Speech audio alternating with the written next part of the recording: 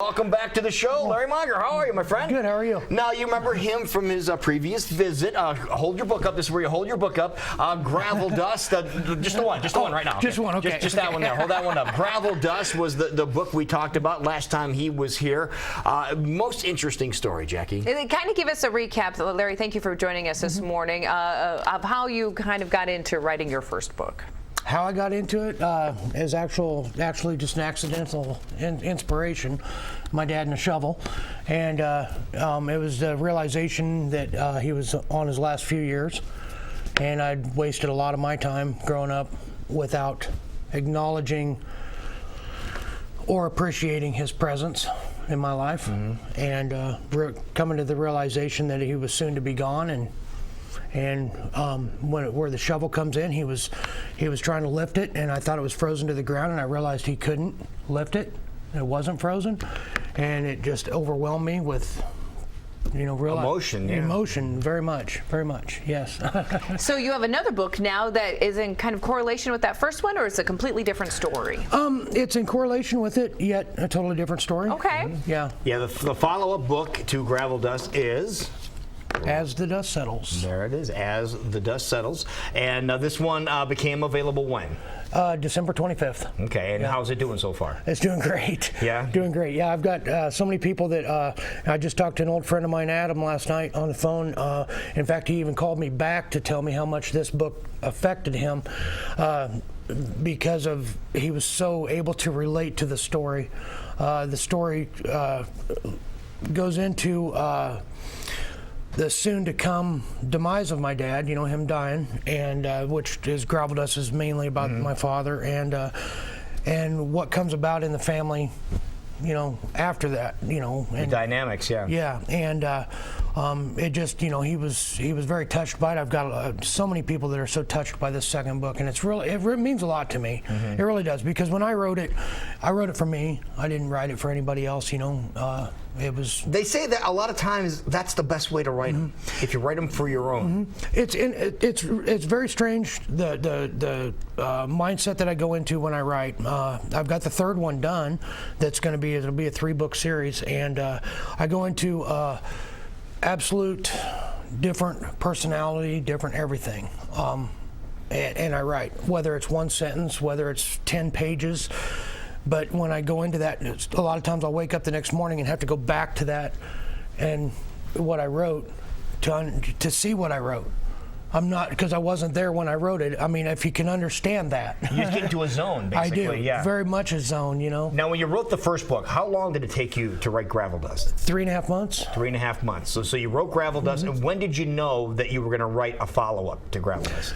On the last sentence of the epilogue. Okay. Yeah. So you had that. Now you had that one published. That one did really well. Yes, it did. Yeah, as the grin comes across his face. That one did really well. So then you start working on this one. How long did the second book take you? This one here, As the Dust Settles, took me just a little bit over 2 months. Yeah. And again, you got into that zone again. Yeah. And you start putting it together. Yeah, and I got it done about a month before my dad was finally into hospice and everything.